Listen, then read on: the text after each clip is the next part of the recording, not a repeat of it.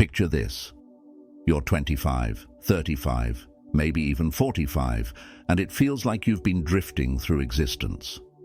You have a job that covers your expenses but drains your spirit.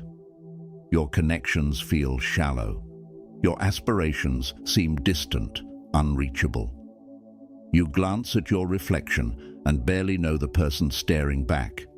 Fatigued, defeated, and disconnected from the spark of truly living.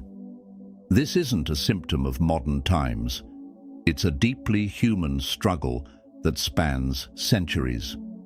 Marcus Aurelius, once the ruler of the Roman Empire, privately wrote that the wisest person avoids misery by not concerning themselves with what others say or do.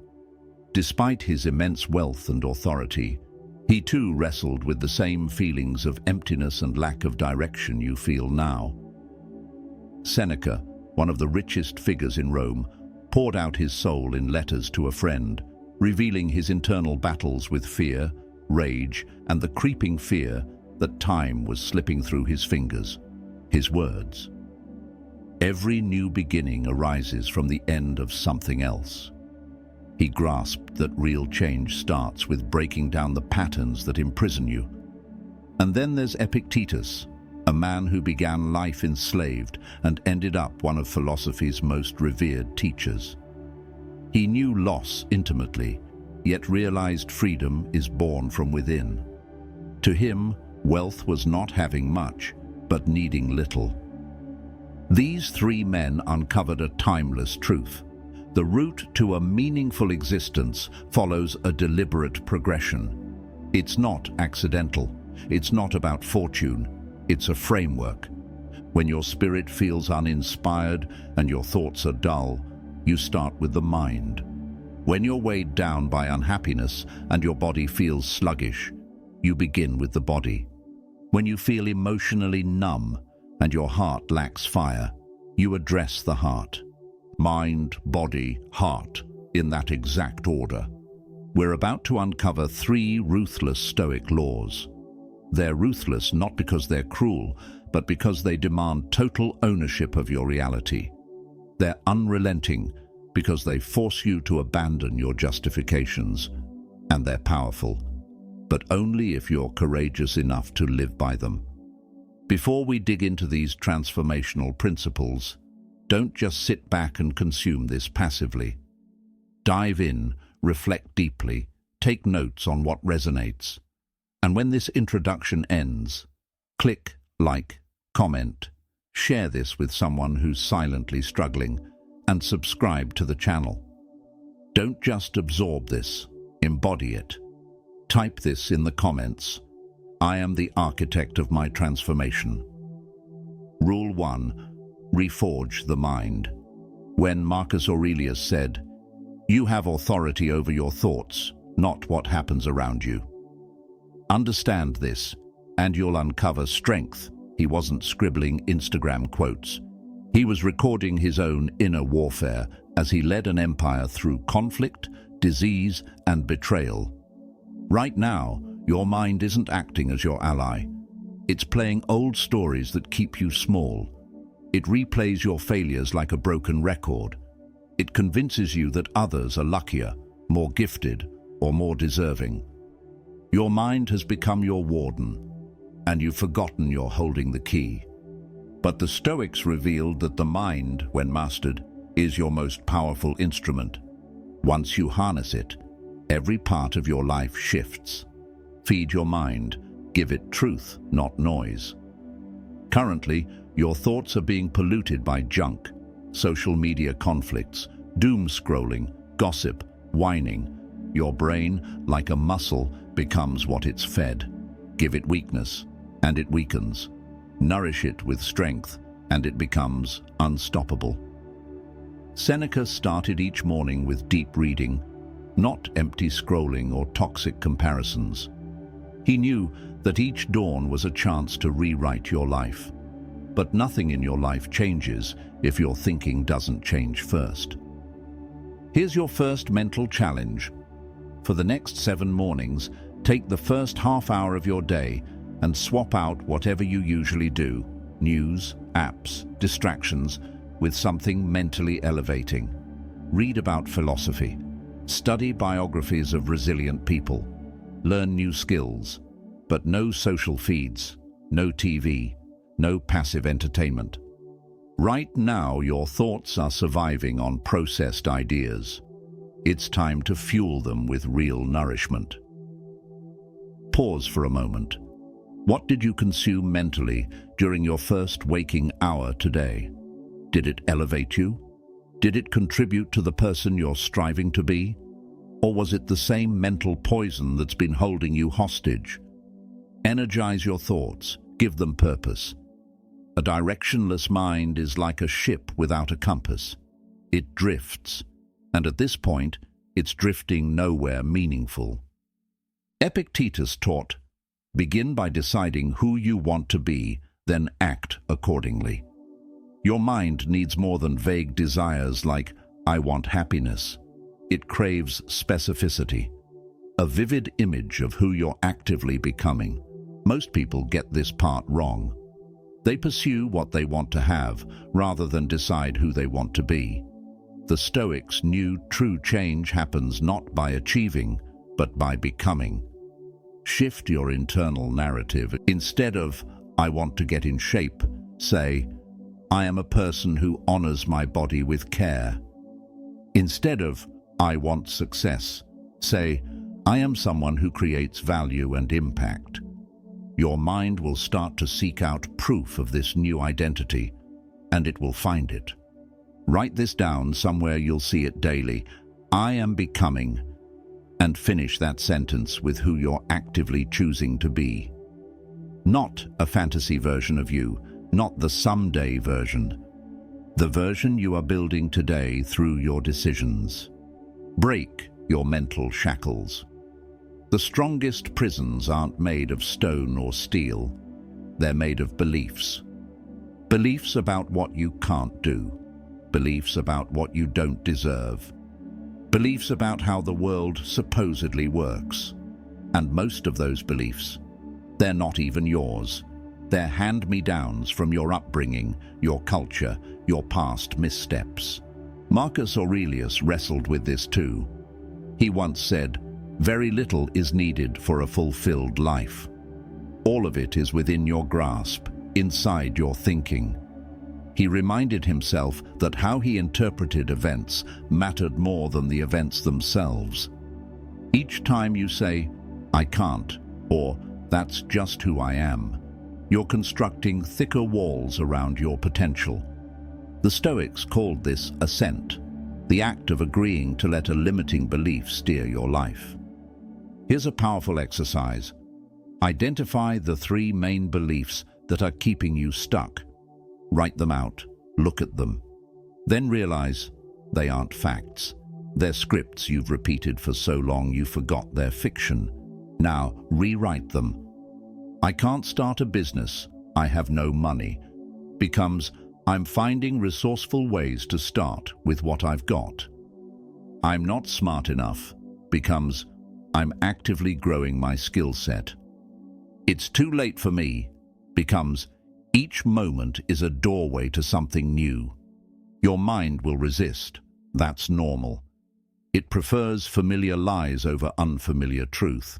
But remember, comfort is the enemy of evolution. Train your thoughts like a warrior. The Stoics weren't just thinkers. They were practitioners. They didn't just believe in philosophy. They lived it out through daily discipline.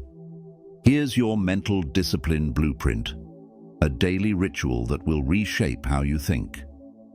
Each morning, spend 5 minutes writing down 3 thoughts that empower you and 3 thoughts that don't. The negative ones. Those are the ones you'll challenge and replace throughout your day. Each evening, review how your day unfolded. When did your mind work in your favor? When did it sabotage you? What thought patterns need reinforcement tomorrow? This isn't about toxic positivity. This is about building mental discipline. There's a difference between wishing things will improve and teaching your mind to create improvement. Seneca once noted, In my view, the clearest evidence of a disciplined mind is the ability to pause where you are and be content in your own company. Can you sit with your thoughts without grabbing your phone? Can you be still without reaching for escape? If not, your mind isn't serving you. It's controlling you. Turn passive listening into internal change. Type this below. My mind is my domain, and I rule it. Rule 2. Reclaim the body. Here's a truth that might sting. Your body is quietly sabotaging your dreams. While your mind maps your future, your body rebels against it. You try to rise early, but your body craves more sleep. You aim to eat clean, but your body begs for sugar and snacks. You desire energy, but your body drags like it's shackled. The Stoics grasped a truth we've largely forgotten. Your body is not just a shell for your mind. It's the bedrock of everything else. When Seneca said, "Every new beginning arises from the end of something else," he wasn't just talking about careers or relationships. He was pointing to your relationship with your own physical self, one that must end if it's built on neglect. Marcus Aurelius exercised like a soldier, not for vanity, but for mental strength. He wrote, "At dawn, when it's hard to rise, remind yourself, I'm here to fulfill my human purpose." Your body is your first obligation. Everything else in life leans on this. You've been treating your body like a burden. That ends today. Fuel yourself wisely. Your body isn't a trash bin. Right now, your system is running low, not just from lack of food, but from consuming the wrong kind of fuel. You're feeding premium machinery with low-quality input, and then wondering why it's malfunctioning. Every bite you take is a decision, either building your power or weakening your foundation. There's no neutral ground. That pastry you ate this morning, it didn't just affect your waistline, it impacted your focus, your stamina, your mental clarity, even your confidence. The Stoics practiced what they called preferred indifference. Some things aren't inherently good or bad, but become so through their usage. Food is a perfect example. An apple can empower you, or it can just fill space. Pizza can be a mindful treat, or a reflexive escape from discomfort. Here's your eating challenge for the next 2 weeks. Before consuming anything, pause and ask, will this help me evolve into who I aim to be? Or will it anchor me to who I've been? This isn't about perfection, it's about presence. The Stoics believed wisdom comes from conscious awareness, not rigid restriction. By making deliberate decisions about what fuels you, you build your discipline muscle, and that strength ripples into everything. Rest like a strategist. Sleep is your brain's nutrition. And yet, night after night, you're robbing tomorrow's version of yourself by staying up with distractions, scrolling, streaming, numbing. Seneca warned, it's not that life is too short, it's that we squander most of it. Every hour of poor sleep is a wasted opportunity tomorrow. Your body requires 7 to 8 hours of real quality sleep to operate at its best. Not 6, not weekend catch-up. 7 to 8, every single night. Treat your rest like a meeting with your destiny, because it is. Move with purpose. Motion creates emotion. Your body is wired for movement, but you've turned it into a statue. You sit in front of screens, you sit in vehicles, you sit at home. Then you wonder why your life feels motionless. Here's what you're missing. Physical stillness breeds emotional stagnation. Epictetus, despite living with physical limitations, understood this deeply. He said, "No great achievement happens in an instant." Your physical transformation won't happen overnight, but it begins with one action, One step, one squat, one push away from inertia. You don't need fancy gear, you need consistency. Marcus Aurelius used only bodyweight movements during military campaigns, because real strength isn't forged in comfort, it's forged in challenge. Here's your movement ritual. Every day, move for 20 minutes in a way that raises your heart rate. Walk uphill, do push-ups during ads, take the stairs, jump in a cold shower. The exercise doesn't matter nearly as much as the commitment to daily motion. But here's the deeper meaning. When you move your body, you prove to yourself that you can do difficult things. Each step, each rep, each conscious discomfort builds self-trust. And self-trust is the foundation of every dream you've ever had. Embrace discomfort as your mentor. The Stoics had a practice called voluntary discomfort, choosing hardship on purpose to develop resilience. They slept on bare floors. They bathed in cold water. They ate simply, not because they enjoyed suffering, but because they knew comfort breeds fragility. Your body has become addicted to comfort, and that addiction is starving your future. Each time you take the easy route, skipping a workout, hitting snooze, choosing junk, you reinforce the belief that you can't count on yourself. But each time you choose discomfort, cold showers, workouts despite resistance, a healthy choice over a tempting one, you're constructing what the Stoics called inner fortitude. This isn't just about muscle, it's about keeping your word to yourself. Here's your daily discomfort challenge. Every day, pick one thing your body resists, but your future self will thank you for. One more glass of water, 10 bodyweight squats, taking stairs instead of elevators, a handful of greens with dinner. Start small, but start today. Seneca wrote, "Destiny leads the willing. It drags the unwilling. You can take control now and grow stronger, or you can delay and face life unprepared when it demands your strength. Your body isn't your adversary. It's waiting for leadership. Lead it, and it will carry your vision." Type this in the comments. My body is my temple, and I honor it with action. Rule 3. Heal the heart. You've been walking around with a wounded heart. And I'm not talking about romance. I mean the core of your emotional life, your ability to feel real connection, meaning, and enthusiasm for living, has been dimmed by years of hurt, betrayal, and settling for less than you deserve.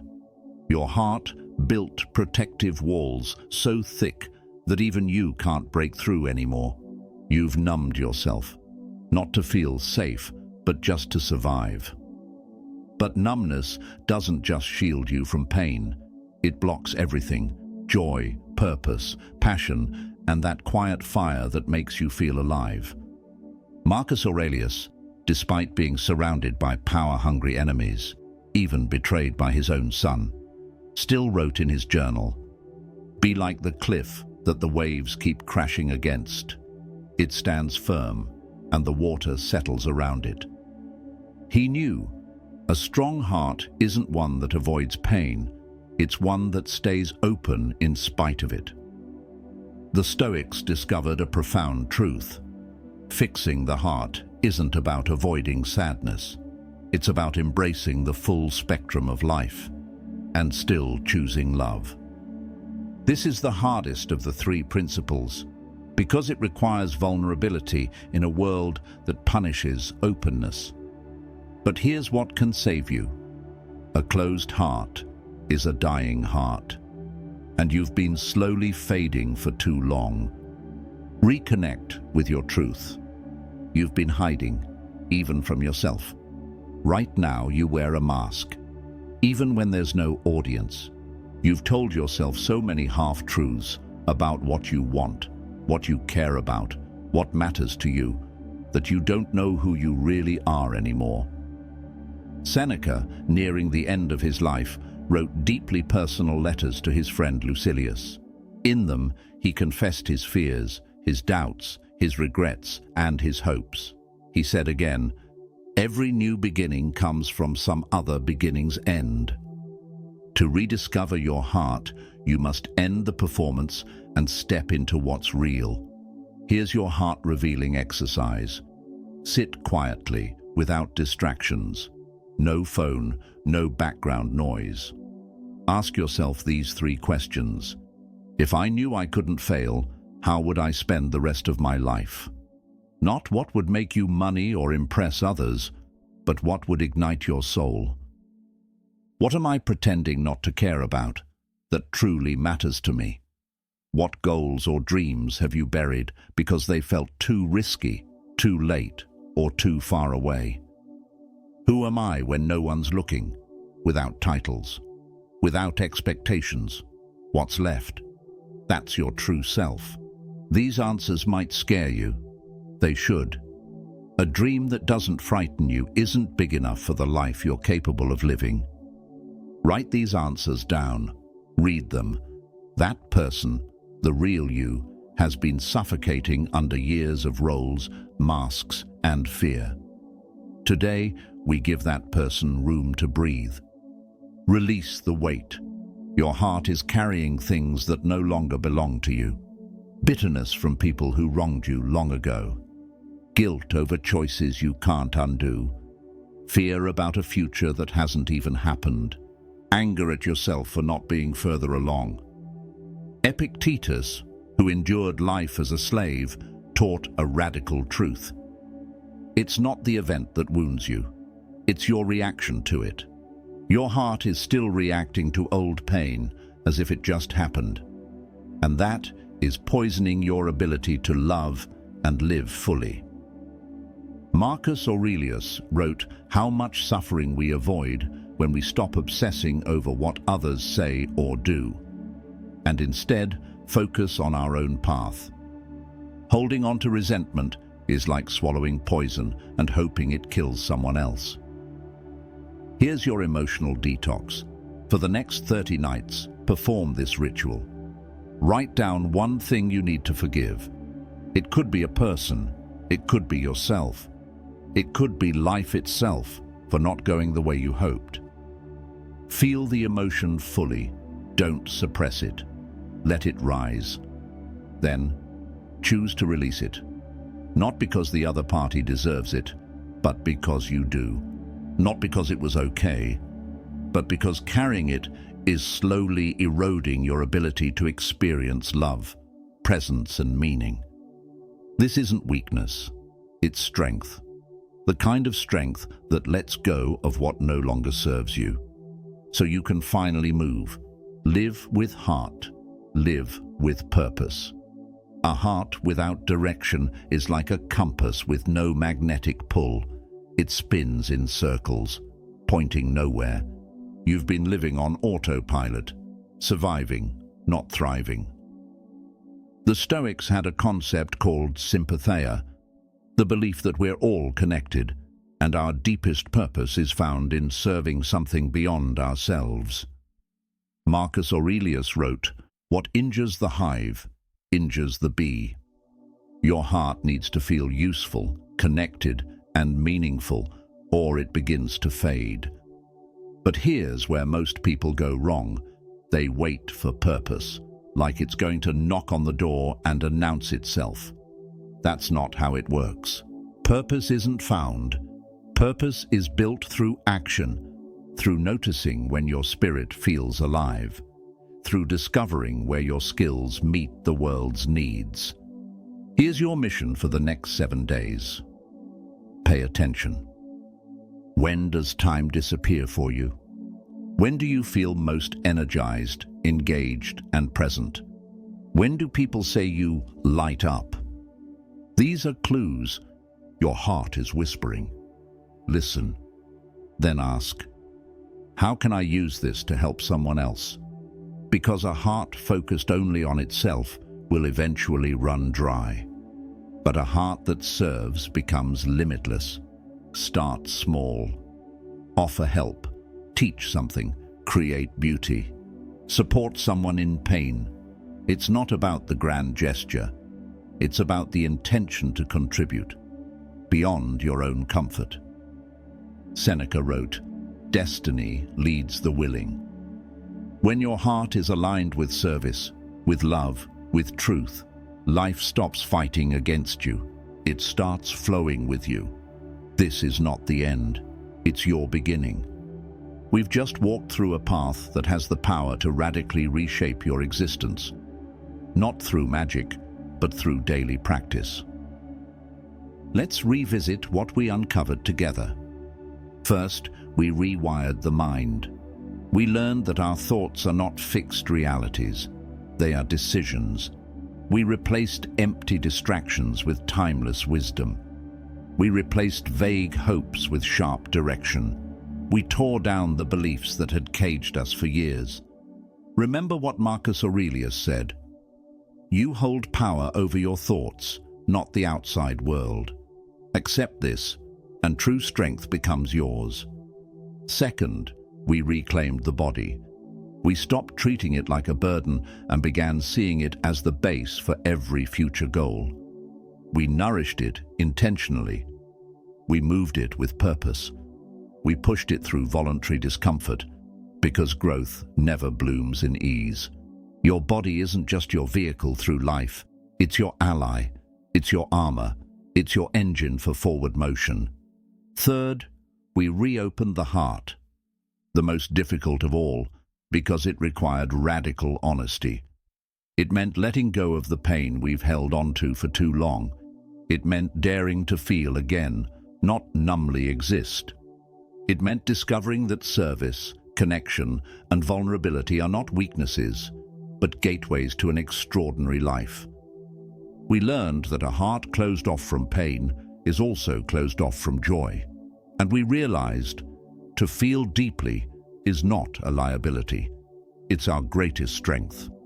But here's the real secret, the one the Stoics knew. These three practices, mind, body, heart, they don't stand alone. They're a cycle, a feedback loop, a living system. Fixing your mind gives direction to your body. Strengthening your body gives resilience to your heart. Opening your heart gives your mind a reason to grow and expand. One strengthens the next. Together, they become unshakable. This journey isn't about perfection. The Stoics weren't perfect either. Marcus Aurelius battled with doubt and fear. Seneca wrestled with his indulgences. Epictetus endured suffering most people can't imagine. But they showed up, day after day, thought after thought, choice after choice. They committed to becoming something greater, and in doing so, they shaped history. That's what this path is asking of you. Not brilliance, not talent, not perfection. Just show up. Make the hard decision. Trust the process. Believe in your ability to grow. Because here's the truth. The best version of you is already inside. It's just waiting for you to unleash it. Fix your mind, and you reshape your entire reality. Fix your body, and you liberate your spirit. Fix your heart, and you will never feel lost again. You are capable of more than you've ever imagined. If this message struck a chord with you, don't keep it to yourself. Share this video with someone else who's ready for change. Be the person who starts their transformation and inspires another to begin theirs. And most importantly, drop a comment below. Tell me, which of these three will you master first? Mind, body, heart. Your evolution starts right now, right here, with this choice. Go, show the world what lives inside you, but don't stop here. This is just the starting point.